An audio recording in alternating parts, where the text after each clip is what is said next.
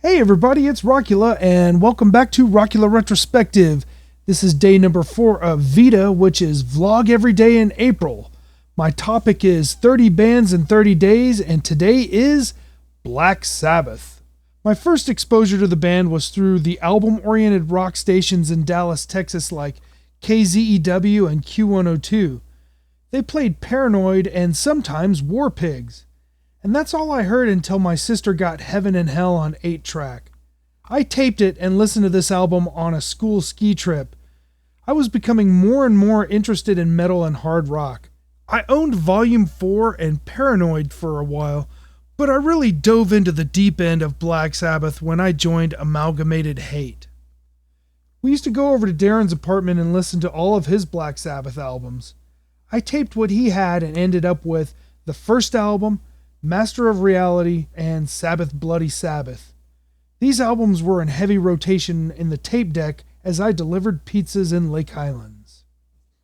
On a side note, I had heard many of the Sabbath songs that weren't featured on the radio, but it wasn't a Black Sabbath album. Those songs were featured on the live album Speak of the Devil by Ozzy Osbourne, so I was familiar with the songs but had never heard most of the original versions. Sabotage came next, and I had all the Ozzy albums, or so I thought. I never got into any of the albums without Ozzy except for Heaven and Hell, but I found one more Ozzy album in Technical Ecstasy.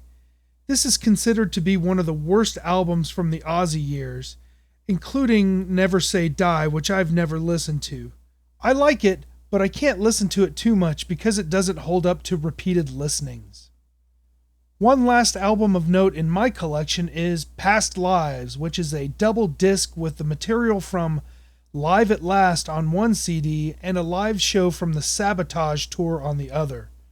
The Live at Last disc is thin sounding, so I like the second disc because of the production being beefier and Ozzy's personality comes out more. There are some moments where Ozzy tries to sing past his range, but despite that, it is the best live Ozzy-era album that I have heard. There have been a ton of other Black Sabbath albums over the years with various lead singers, and I pretty much settled on what I know. I've reached my saturation point and don't have much desire to investigate any of the other material. The reason that Black Sabbath was so influential on me was the way they mixed jazz into their music. All other heavy metal bands of the 80s sounded more like Judas Priest-style heavy metal.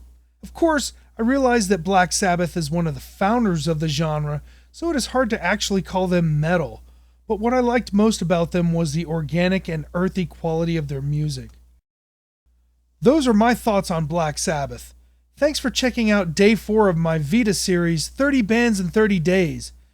Tomorrow's installment is a huge one in my musical evolution because I will be talking about Buckethead. I'm Rockula, and this is Rockula Retrospective.